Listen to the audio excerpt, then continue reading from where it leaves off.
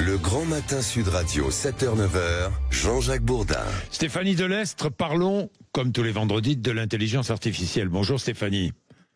Bonjour Jean-Jacques. Bon, la météo est influencée évidemment par l'intelligence artificielle. Et il utilise l'intelligence artificielle. Pourquoi est-ce que dans le domaine de la météo, les enjeux sont-ils si énormes, Stéphanie ? Alors en fait, chaque année, Jean-Jacques, les prévisions météo influencent des milliards d'euros d'activité en France. Par exemple pour les agriculteurs, pour les hôteliers, pour les festivals, les chantiers, le BTP, on en parle beaucoup en ce moment. Et une erreur météo, ce sont des pertes financières vraiment directes.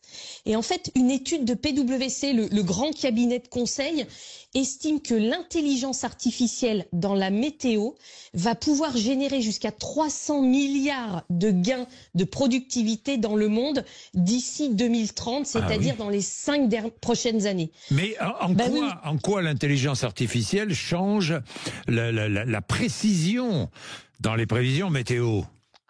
En fait, Jean-Jacques, vous avez raison, l'IA, elle est capable de traiter des millions de données météo en temps réel.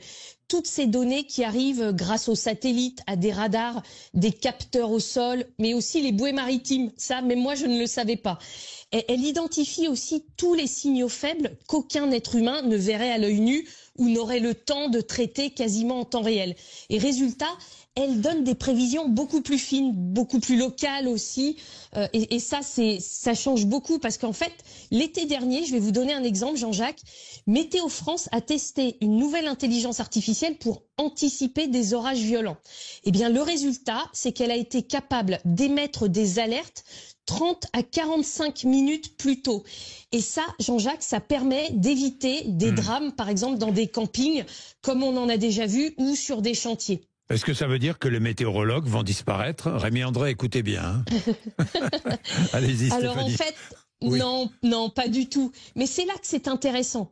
Les prévisionnistes de météo ne sont pas remplacés, mais ils sont capables maintenant de devenir des superviseurs de modèles d'intelligence artificielle, des interprètes de données. Et en fait, des nouveaux métiers apparaissent. Ça, on en parle chaque semaine. Comme par exemple des météo data analystes ou des météo énergie, des météo transports.